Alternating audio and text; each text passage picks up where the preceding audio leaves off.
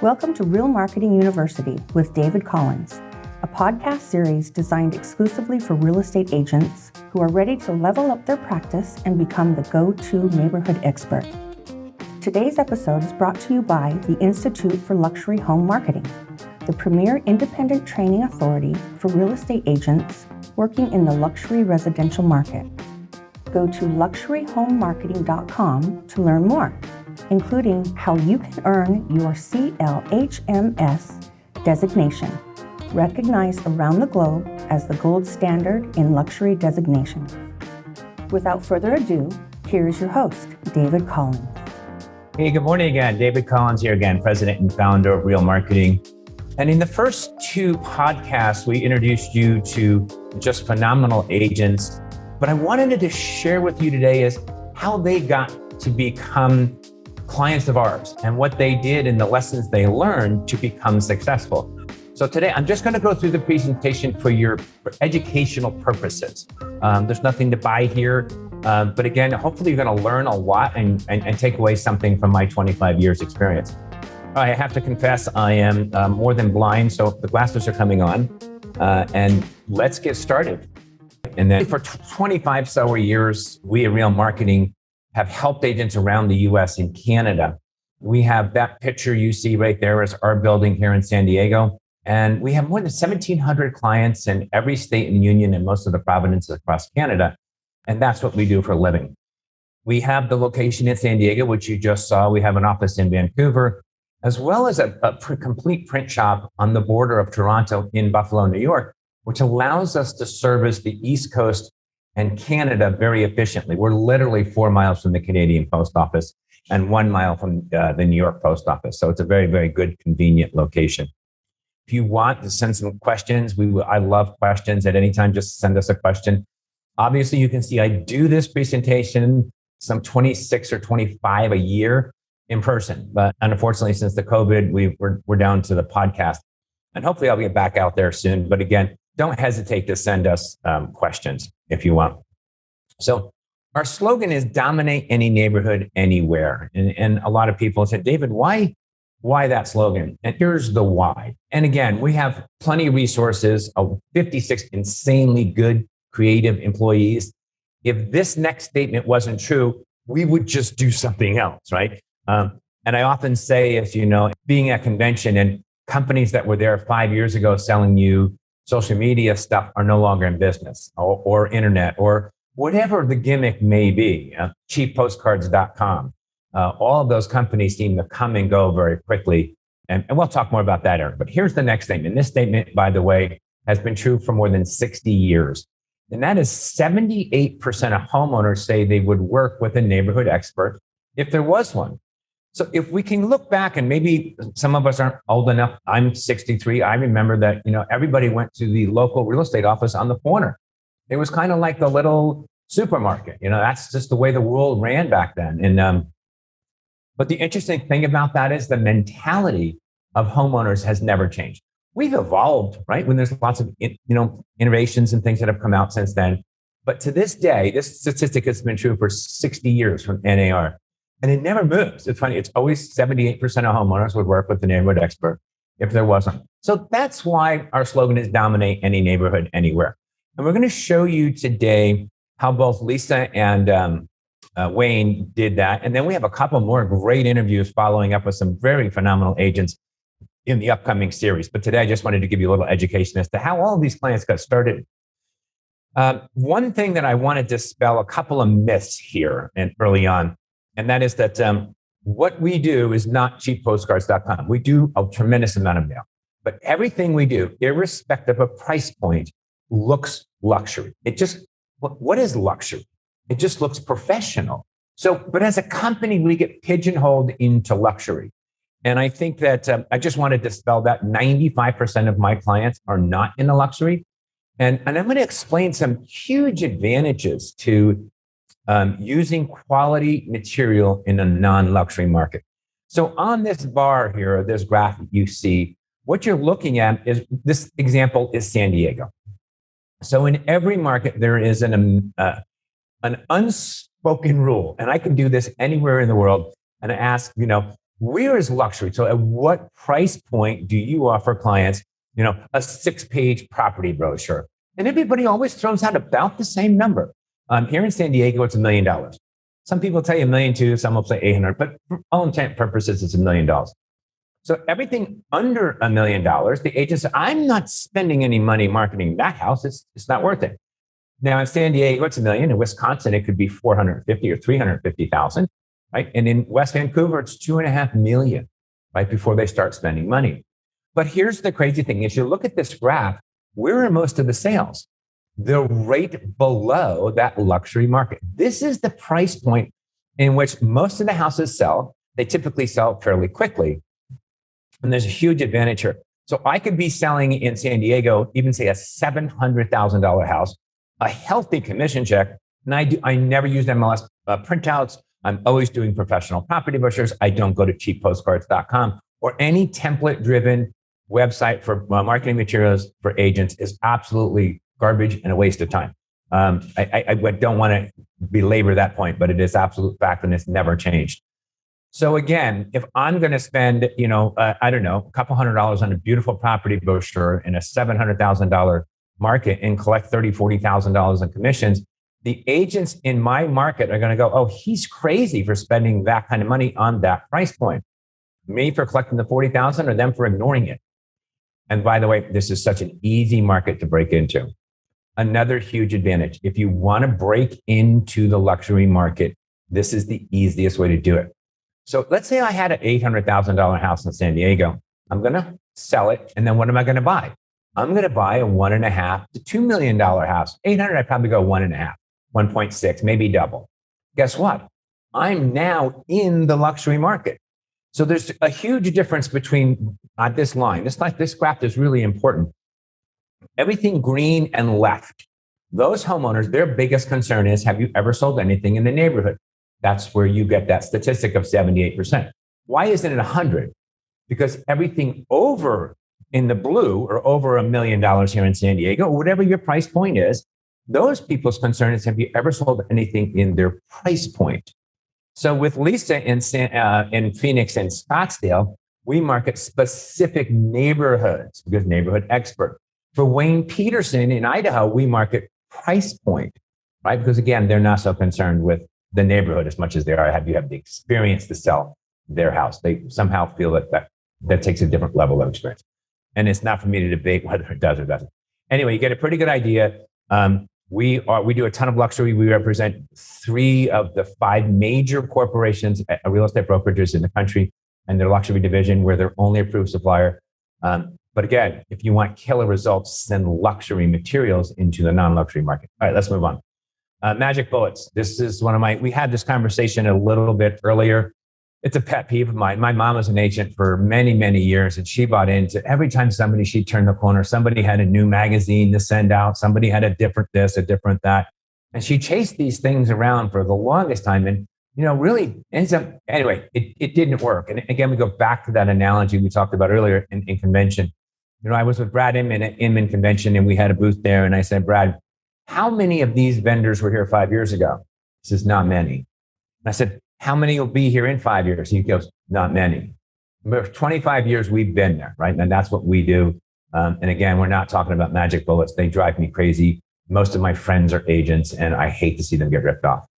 I think it's important for me to be really clear. I'm not here to make anybody right or wrong. All I'm here to do is explain to you what I've seen over the 30 years and some of the things that we do as an industry that don't make a lot of sense. And it's not our fault. You're not wrong for doing these things. It's what the industry is really projected. And a lot of people do it. And you walk into your office, an agent sent out a recipe, and Aunt Susie called her and said she loved it and referred her a client. And now everybody in the office is doing recipes. Huge disaster. But anyway, we'll get into those later. So just remember, not right or wrong. This is just about improving your business and thinking outside the box. It's one of my favorite things.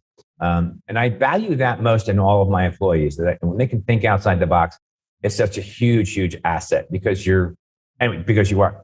And I want you to really think about, are you portraying the best you at all times? I mean, literally at all times. I like to joke in person, and I know I can't hear you laugh, but this guy up in the right-hand corner is not from San Diego because he would have flip-flops on.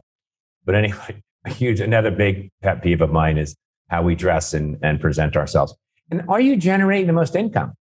So this guy up here is not generating a lot of income when he's talking to his personal friends, even though they dress this way.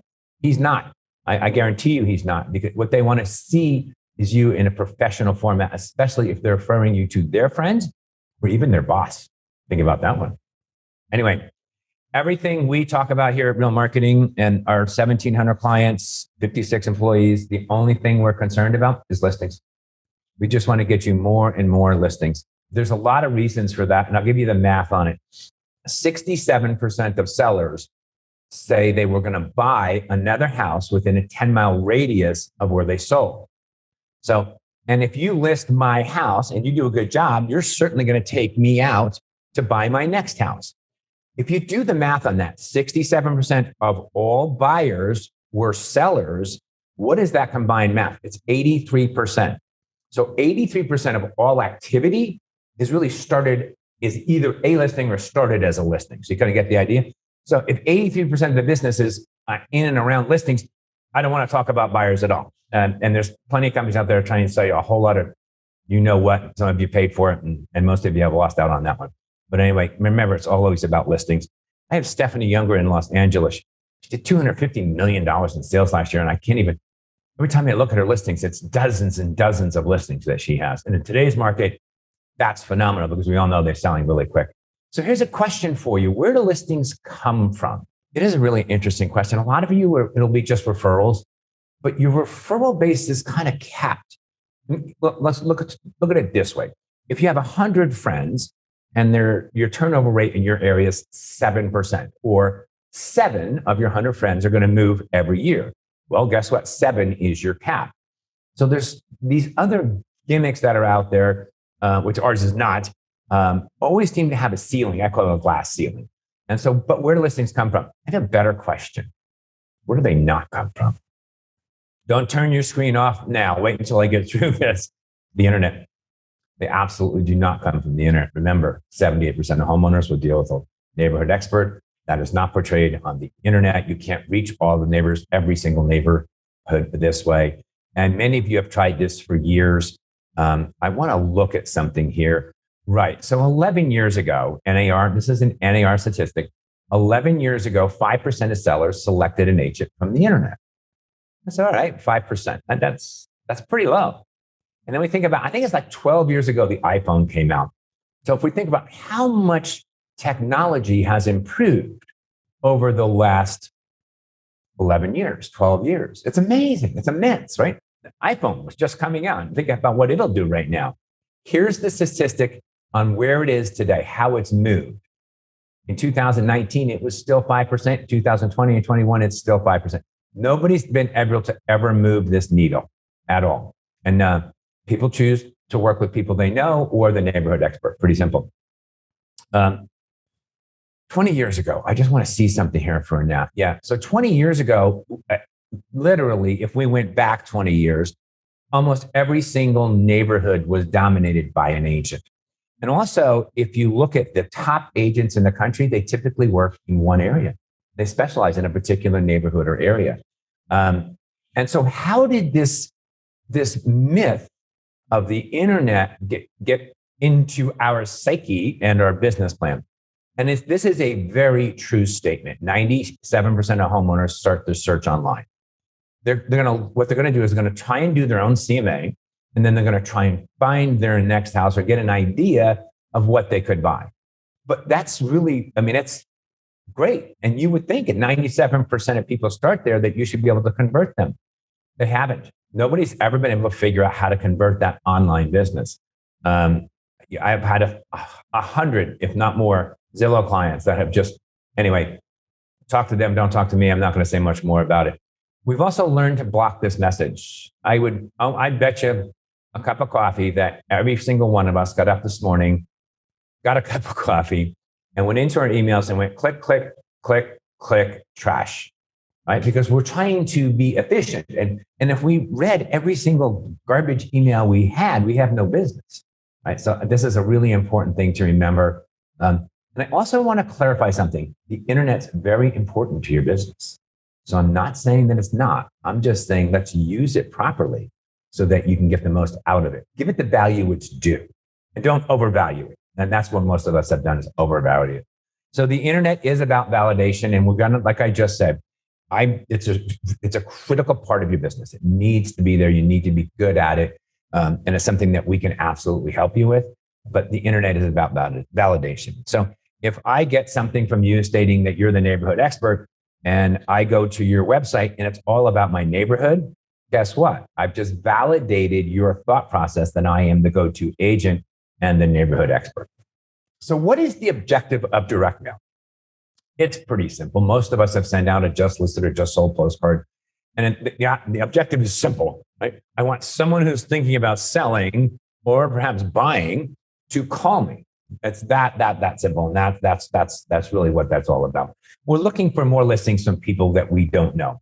Our personal sphere, we have great strategies and programs for your personal sphere. But today we're going to talk about how do we grow your personal sphere and how do we grow your business outside above and beyond that 7 that are actually going to sell next year.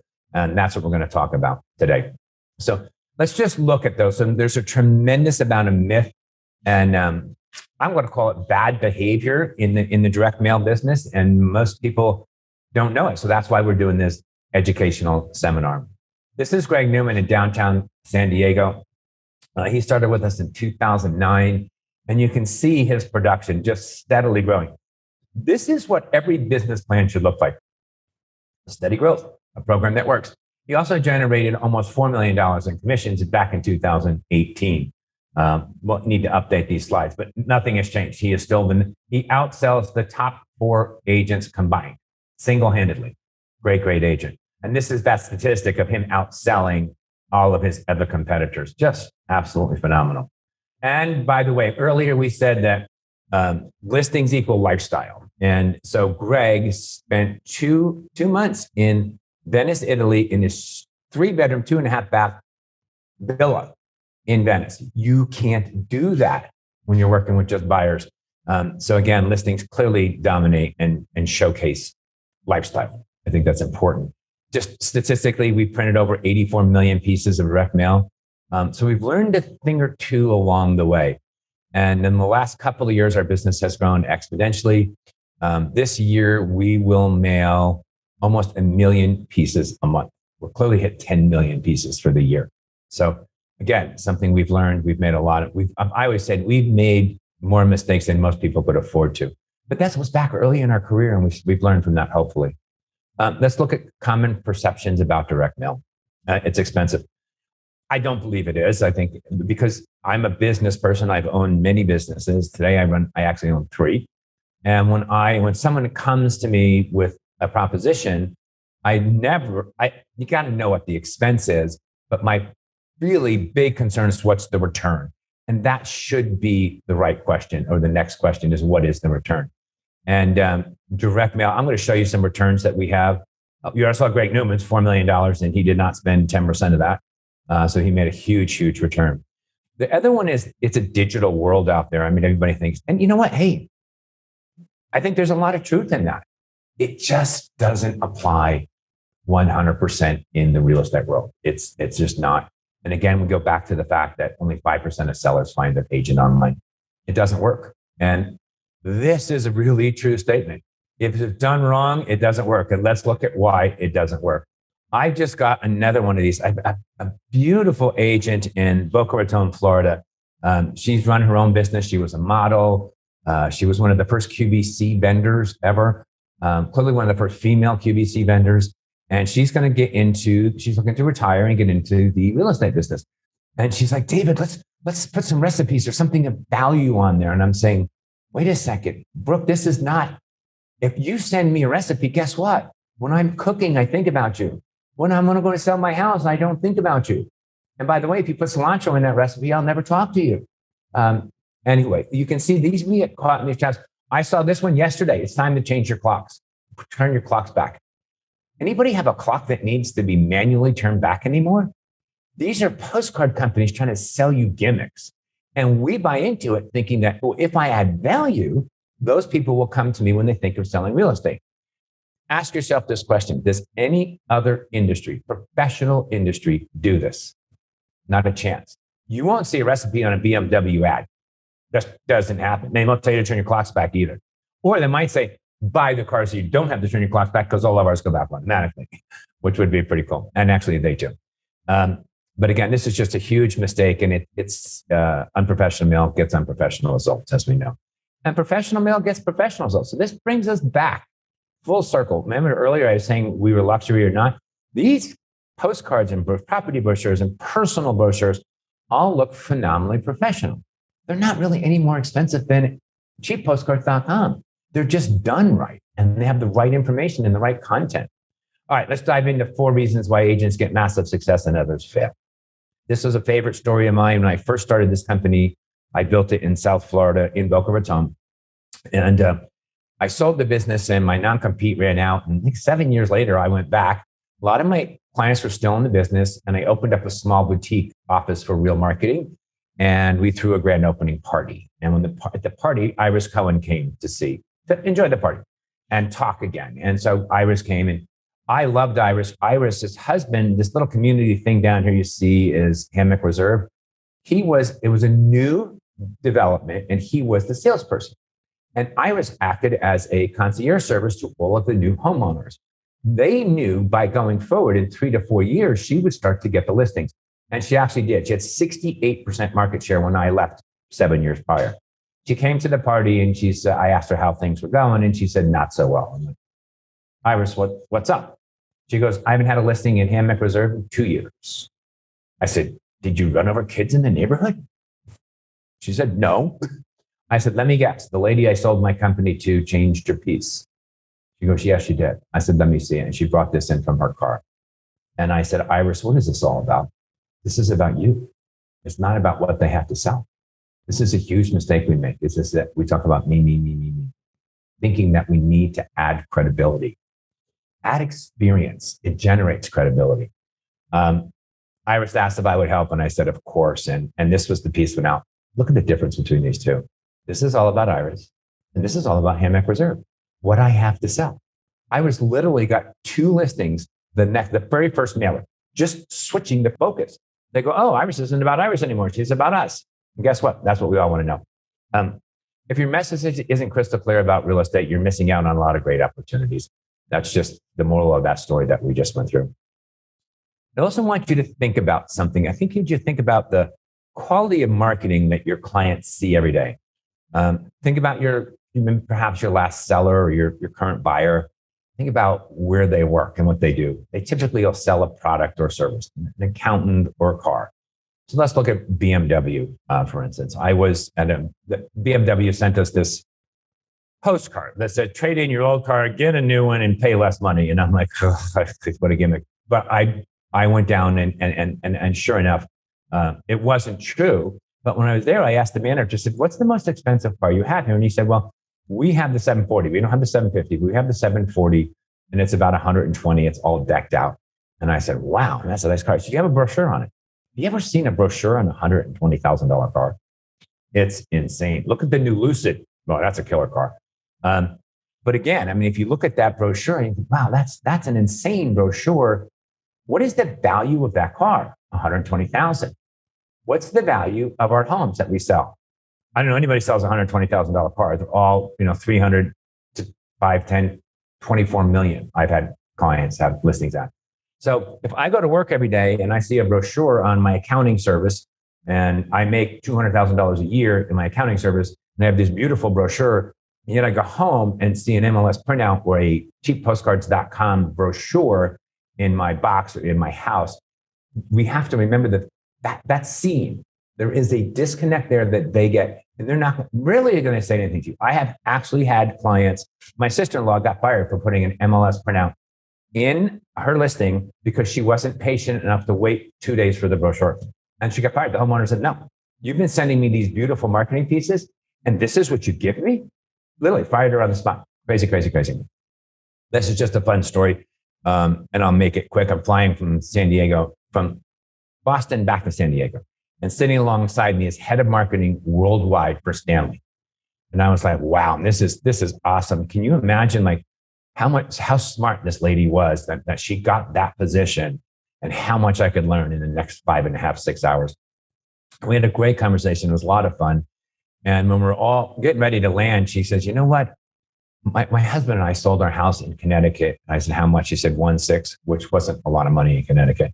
And she goes, we literally create better brochures on screwdrivers than they create in our home.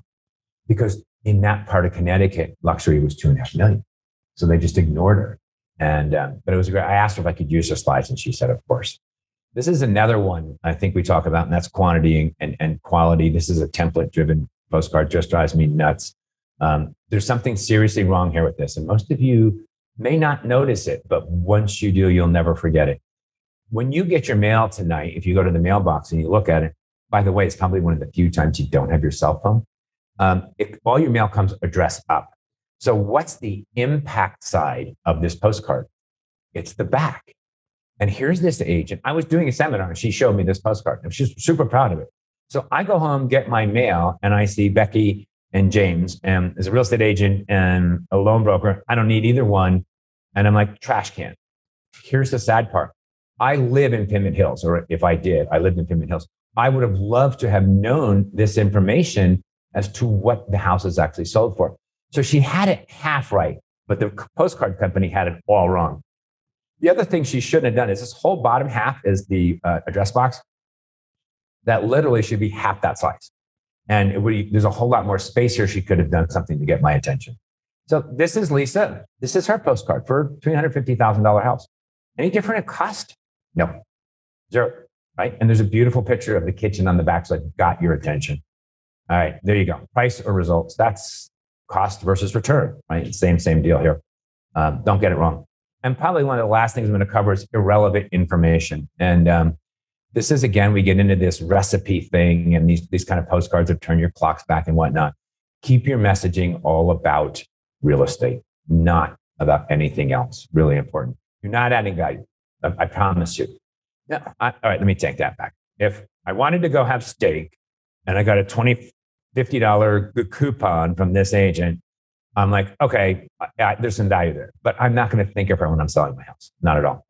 All right, this is a really fun survey. NAR interviewed almost 5,000 homeowners and asked them, what are your 4 biggest concerns when interviewing an agent to sell your home?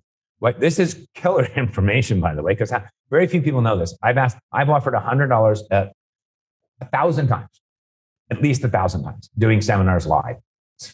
Anybody who can give me the correct first answer. A lot of people will get 2, 3, and 4, but the first answer, very few. I paid it maybe 4 or 5 times in thousands of presentations. So let's go through what their biggest concerns are. The 4th concern is communication their way. And the big issue here was my agent calls me from their house phone or office phone and asked me to call them back on their cell phone. Guys, that doesn't make sense. I don't think any of you do that anymore, but that was one of their concerns. Exposure in the internet. This is an interesting thing. And I'm real big into psychology and sales, because if you understand the why and how people think, you can address the marketing and the sales accordingly. So there's certain things in industries that become commonplace. Like everybody does it, everybody knows it. And I think exposure on the internet is one of those things. Everybody knows that everybody has access worldwide to realtor.com. You have worldwide exposure. Just a tip here, spend a little bit more time, maybe 5 to 10 minutes in your listing presentation, showing and explaining, and we can help you with this. We have great graphs and marketing pieces that you can use here to show that you have good presence on the internet. This one's fun. This is what we call a hidden objection. And what that means is it's something that the client is concerned about, but isn't going to speak it. So rarely does somebody say, are you a great negotiator? Because it's a rhetorical question. You have to answer it, of course, yes. So here's a great tip for you. They're looking to find this out. So when they say, will you drop your commission in half? And you say, yes, they go, not my kind of agent. Anyway, that's a whole nother webinar. But rather than saying you sold X amount of homes, you negotiated the sale up. Get that word negotiate in 2, maybe 3 times, not obnoxiously because then it's obvious, but just get it in there 2 or 3 times and it will go a long, long way to securing all of your listings. And by the way, most of my agents don't go for an interview. They go to take the listing. It's really that simple because they've done such a great job marketing that there is no interview. It's just about what are we going to do to get this house sold? What do I need to make it right or fix it up a little bit? All right, so the number one concern, and this makes a lot of sense. You all should know this by now. Neighborhood expert. 78% of people say they want to work with a neighborhood expert. So if that's the case, we kind of keep hammering this, right? 78% again and again and again, right? So it's really, really interesting. So what I want to do is take all of this information that I've just given you and put together, and I'm going to go through this relatively quickly. I don't want to keep you any much longer about what we actually do to help all of the agents you're going to see in this program. And we're talking about mail and then the next generation of mail. So a couple of things that are important. Are you portraying this? The ultimate solution, portraying you as the neighborhood expert. This is the piece we do for Lisa in Tremonto. She's just a great agent. So first things first, community photo, or just a photo they recognize. This is actually the mall next to Tremonto because they don't really have any great photos. The neighborhood name, that's obvious. And this is something that you've probably never done in direct mail. And if you haven't, it's a lot of why your direct mail didn't work. And that is variable data. Right on the front of this piece, it has the homeowner's name, especially prepared for Tom and Susie Jones, right? So if they feel it's very personalized, it's why we all opened up that first check that said $50,000 and you can see your name on it, right? We knew it was garbage, but we opened it. We had to open it just to see it. So it's kind of fun. Homeowners are 5 times more likely to call you if you put their name throughout the piece. Now, I'm not talking in the address box. I'm talking about in the call to action rather than, dear neighbor, would you like to sell your home for the most amount of money today? It's Tom and Susie. Would you like to sell your home for the most amount of money? Agent photo, and that's just the best place for it. I'm not going to go through why, but that is the best place for the agent photo, most effective. There's the homeowner's name again. So we have it in here 3 times. So it's very personal. Most of you have done this MLS, I'll call it stuff, right? On a cheap postcard, or even worse, office copier paper and delivered it, thinking that, you're adding value. By the way, you are adding value because people want to see that information, but then they translate that into, if this is how you market yourself, I'm certainly not going to have you sell my $400,000 house or $2 million house. All right, let's keep going. We do like another call to action. You get the idea there. Free home evaluation. I really, really like this. Homeowners want to go to the internet to find out what their house is worth. So this gives them the opportunity to do that.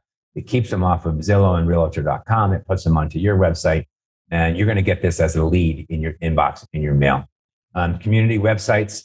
We have a company we work with that is going to provide those. If you want one, you're more than welcome. We'll give you their information. They're super, super fun and easy to work with out of LA. Just a great group of people. And they do provide analytics of how many people are going to your website and whatnot. And then a community map. So they're taking this information and you're saying, oh, that house is located here. We live here, honey, and that one's up the street. So you kind of get the idea. And a testimonial. We can talk about this if you become a client. There's a really, really killer way to do this that's really, really fun and effective. That's all I really communicate. And then this is a community stats. And if you look at what we've done here, we've kind of hitting all the personality types with laying out this information in different ways. And again, more variable data. Let's look at how well this actually works. So Lisa Groff is the #1 agent in Tremonto, 5 years in counting. This is a lady that 8 years ago was sleeping on her mom's couch. No mistakes here at all. Elizabeth Queen, just a stellar agent in Vancouver. And I put it in red, the referrals, because when you get, and she's in the luxury, clearly luxury. She only represents properties in excess of $1 million. In that luxury market, you get more referrals because those people are typically not as active in the immediate community. Like, I hate to say it, but they're not all going to Starbucks, which 90% of us are, right? And so she actually gets a lot more referrals than she does actual listings, which isn't bad. Elizabeth now does 37 buildings in there. This is a great testimonial from a homeowner. Like, how many of you have ever sent out, how many of you know any agent that ever sent out anything? The homeowner stopped and wrote you a letter, personal letter, that told you how much they loved your marketing. They're not interested in selling, but thank you. And she's a global marketing communications person. That was just a great testimonial. So those of you that we started out saying that print doesn't work, that's a myth. It absolutely does if it's done right. And if it's not, that's a shame. I did mention earlier that I do believe that all of these things are integral. The interesting part about web and internet and social media, That's what you call institutional advertising.